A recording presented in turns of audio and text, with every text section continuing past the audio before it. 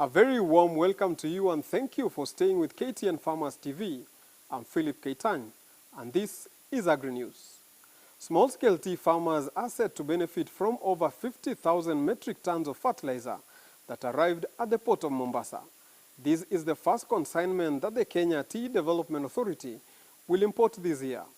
According to KTDA officials, the price of a 50-kilogram fertilizer will be known in a few weeks' time after the computation of the cost of purchase and transportation. The fertilizer will be distributed by early next week. Last year, KTDA distributed fertilizer to farmers at 1,774 shillings per bag against the prevailing market price of 2,700 shillings. KTDA had earlier announced the signing of a 25 billion shillings with the Standard Chartered Bank Kenya Limited for the purchase and distribution of 95,000 metric tons of fertilizer. We have broke the record of transporting fertilizer. I have on board 50,500. I'm glad to hear that and glad to help Kenya for that.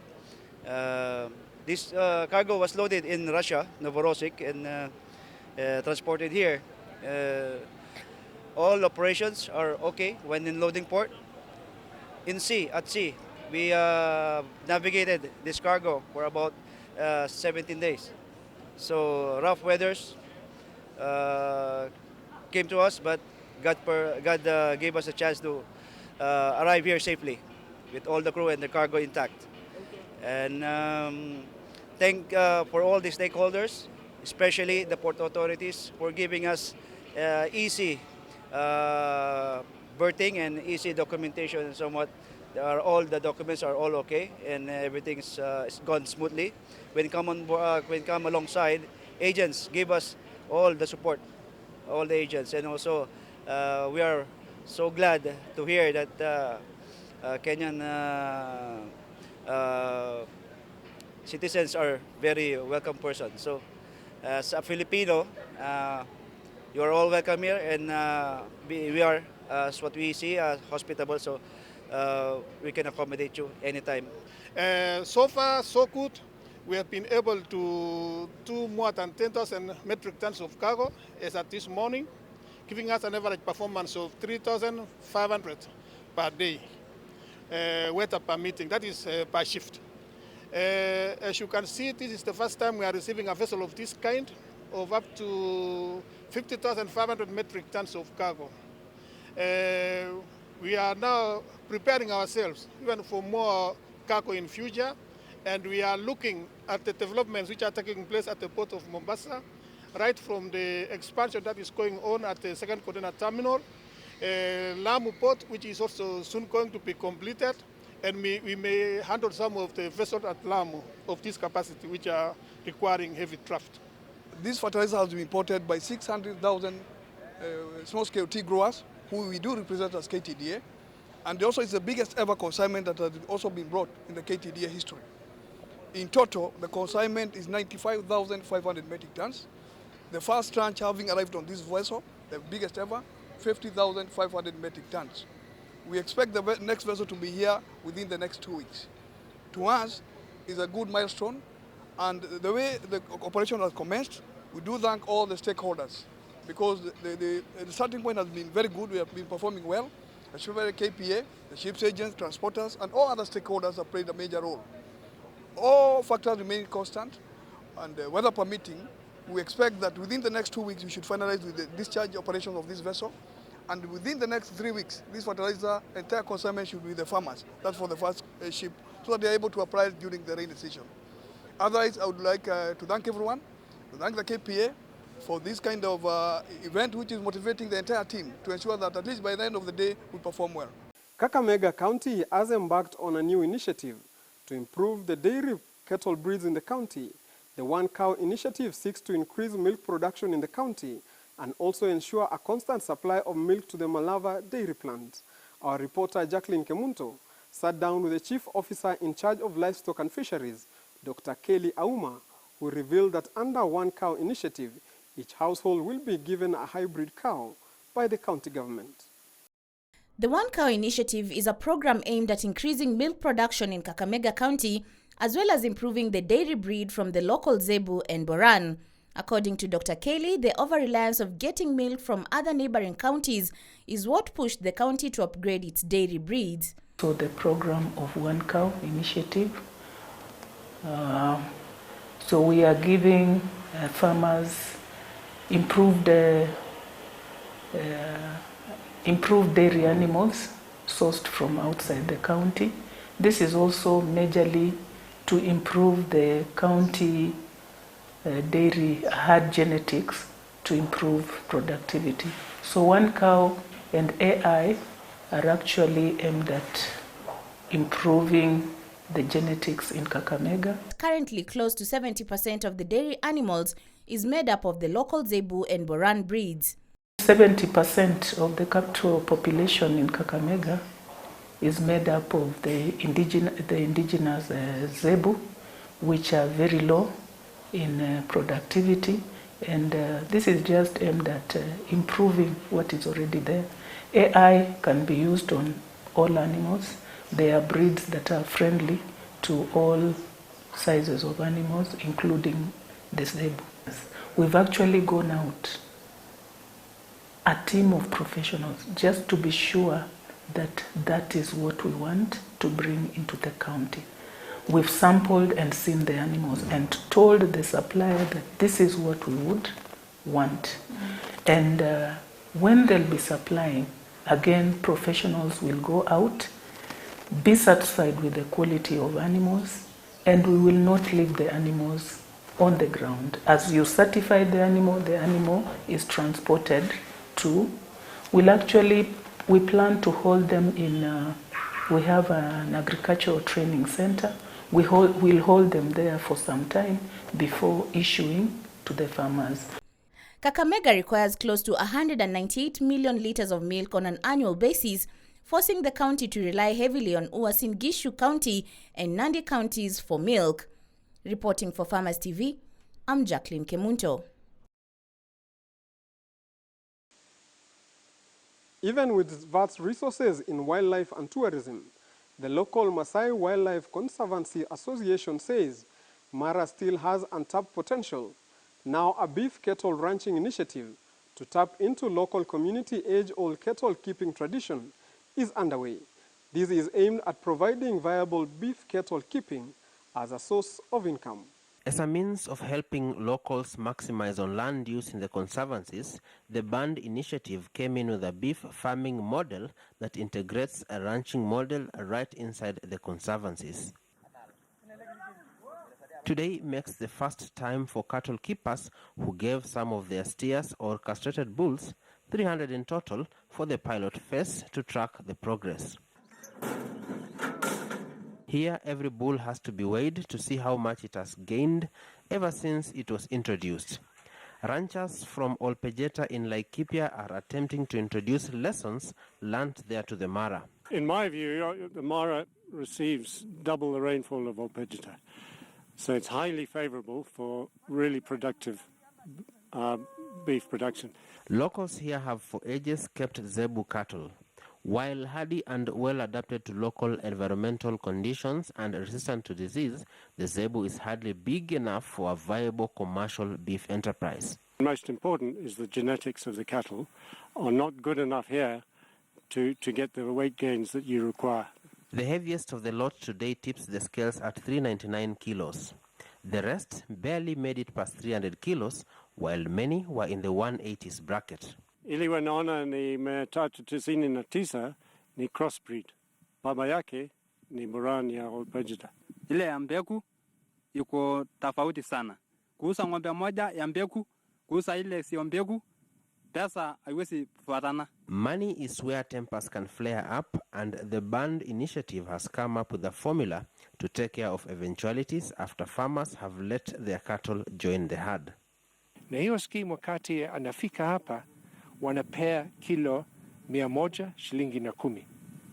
So hivyo kama ng'ombe anaingia kilo 200, wa hiyo mwenyewe atapata 22,000. The bulls are also weighed on a monthly basis, and the extra kilos gained are considered the profit.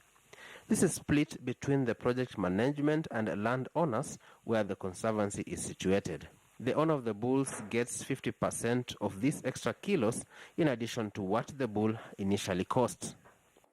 Now this cattle boma, for instance, houses about 300 heads of cattle. But again, it sits right in the middle of Mara North Conservancy, which faces a constant danger of attacks from wild animals. How then do managers of this project factor in that threat? Ukijaribu kuona kutupa macho yako pale, boma ambayo tuko nayo huko ni boma ambayo tunasema ni predator proof. Tumeiweza kuweka sekingi, inasuiliwa mzuri kwa sababu hawezi ingia kwa hiyo. Currently, the Mara North Conservancy area covers about 60,000 acres, with experts estimating the area has potential of comfortably holding 12,000 heads of cattle. In Pardamat Conservancy within the Mara, the same innovative approach to land use is taking shape. We have 50 heads of steers, and we envision to upscale this cattle enterprise to up to 2,000, depending on the size of land that we will be able to secure, because it's also dependent on the land size. With this commercial approach towards integrating wildlife, land use and cattle keeping, the hope is generating sustainable livelihoods through an approach local communities are familiar with, cattle keeping. While most urban dwellers prefer to buy their own vegetables from Mama Mboga, there are those who prefer to plant their own.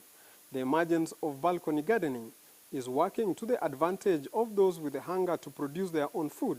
We bring you the story of 36-year-old Zainab Abdallah, a resident of Tononoka in Mombasa County, who has turned a passion into a growing business. On top of a two-story building in Tononoka's Majengo estate is a garden booming with vegetables and fruits. The variety ranging from spinach, sukuma wiki, cabbages, mchicha, tomatoes and onions. Such is balcony gardening that has Zainab Abdallah, now a full-time farmer, growing these vegetables for both commercial and domestic use. Kwanza nilianza kidogo na magunia ambapo ilikuwa ni yangu tu mwenyewe, mahitaji yangu mwenyewe nyumbani na familia.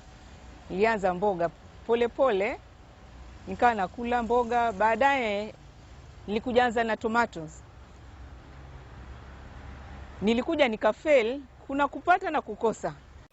The absence of arable land and unfathomable climate conditions in Kenya's coast, so Zainab devised her own ways of producing food. She ventured in vegetable and fruit farming mainly for domestic use. In fact, inakuwa ni kitu cha family. Kwa vile family wanavyokuona wanavyosaidika, manake mimi pia nasaidia katika family. On a good week, she gets a minimum of 10,000 shillings, mainly from the sale of vegetables and tomatoes. Business has been booming that she now owns a 5-acre piece of land on which she grows pineapples. Nimesave, hata sasa niko na shamba ambapo mzee ameona nafanya kazi vizuri. Nimepatiwa shamba. Kwanza waliniona nafanya tu kuchokesha kutia uchafu. Lakini sasa wamenipatia shamba, hata hivi kwa sasa niko na plantation ya mananasi. For Zainab, the annual Mombasa Agricultural Show has played a key role in training and a platform to showcase what a desire to be food secure can do to a household. She credits her lush crops to constant watering and good management. Kenyan representative of World Scaling Up Nutrition Civil Society, George Ouma, says that more people need to be made aware of the nutritional value of kitchen gardening, which county government can consider as a step in the right direction towards food security. What we are advocating for is nutritious food, and we know, especially in the urban setup, we have challenges of land. And therefore, a number of civil society organizations that we are working with are currently working with organized groups to ensure that there's kitchen gardens as a way of ensuring that there's food security within the household, but also looking at nutritious food. For now, Zainab's motivation is to educate people on how to produce food with the little space they have to boost food security, a major driving factor in Kenya's economic growth. Could Kenya be the future leader of wine production in Africa? The Grape Growers Association of Kenya thinks so. They want more Kenyan farmers to venture into grape farming, citing that this unexplored fruit is the next best secret for farming in the country. The best grape varieties in Africa come from South Africa. But given that wine is consumed worldwide, some adventurous farmers in Kenya are now attempting grape farming. We caught up with some farmers working on their farms in Kamulu area. The grapevines on this 10-acre piece of land are between 4 to 9 months old. As you can see, this one is around 9 months old. And inachukua kama miaka mbili ndio uanze kuvuna. Kwa eka moja unahitaji mimiche 1600 na kwa hii mmea una harvest mara mbili kwa mwaka. We are dealing with both wine grapes and table grapes, and we are doing the best varieties that we are getting from South Africa. You know, we have different varieties, many of them, but we have specific good varieties that can do well in Kenyan climate. Once established, grapevine continue to bear fruit for 200 years. It is also very easy to manage, just seasonal pruning, irrigation and fertilizer application. Depending on how soon the vine develops its strong stems, the first harvest can be realized between 2 to 3 years from the day of planting. Afterwards, a farmer can harvest every 6 months. But commercial grape farming requires that a vine be strengthened for its stem to be able to carry the weight of the fruit over the years. Na ukiona hapa nimeweka drip system, kiangalia hapa chini, nimeweka drip system which is giving me very good economies of water. Na ukiangalia sasa hizi tank nimeweka hapa juu, ni si tank mingi na zinamanage shamba yote ya 10 acres. These farmers target to fill the void of inadequate raw materials for winemakers in the country, who have to spend a lot of money importing grapes from South Africa. Given the proximity that Kenya has to the equator and the amount of sunshine she gets, grapes from Kenya are expected to be even sweeter. Experts warn that if a farmer gets it wrong with the seedling, it would translate to 200 years of loss and misery. Hence the need for farmers to get the right seedlings for planting. This would save farmers the trouble of uprooting established vines when the fruits aren't of quality.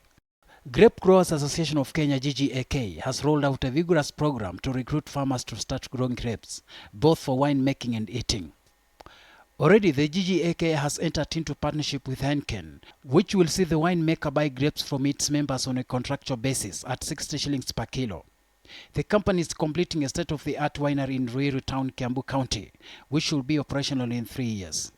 The plant will specialize in authentic Kenyan wine. To become a member in GGAK, Grape Growers Association of Kenya, what you need a piece of land, of course, starting from a half an acre, 1 acre, or maybe even 100 acres.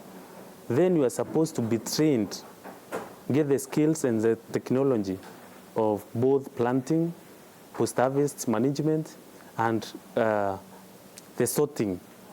Currently in Kenya, established vineyards can only be found in Meru and Naivasha. But Grape Growers Association of Kenya hope to make grape farming a popular practice across the country. Shadrack Miti, KTN News. Beef cattle ranchers in Argentina are culling their breeding cows at the highest rate in 30 years in an attempt to keep their farm afloat as they struggle to access credit. The country's highest interest rates, set daily by the central bank, has helped to bolster the local currency, but has limited access to credit, especially for small businesses and farmers. This trend of culling breeding cows highlights the pressure that Argentinian farmers are facing due to the tight monetary policy, according to Carlos Achetoni, the president of the Industry Association, Argentine Agrarian Federation. The country's central bank has set the benchmark interest rate at more than 60% in an attempt to rein in on stubborn inflation. Let's now look at how different agricultural commodities are performing in different markets across the country.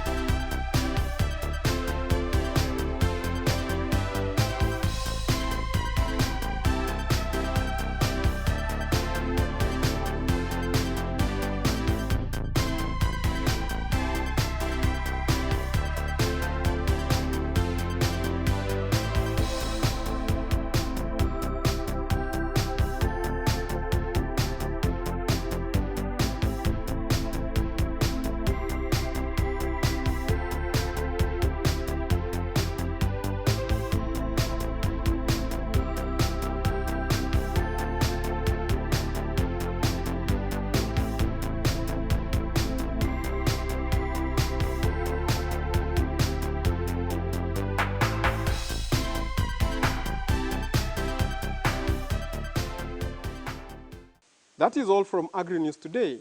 I'm Philip Keitany. Until next time, goodbye.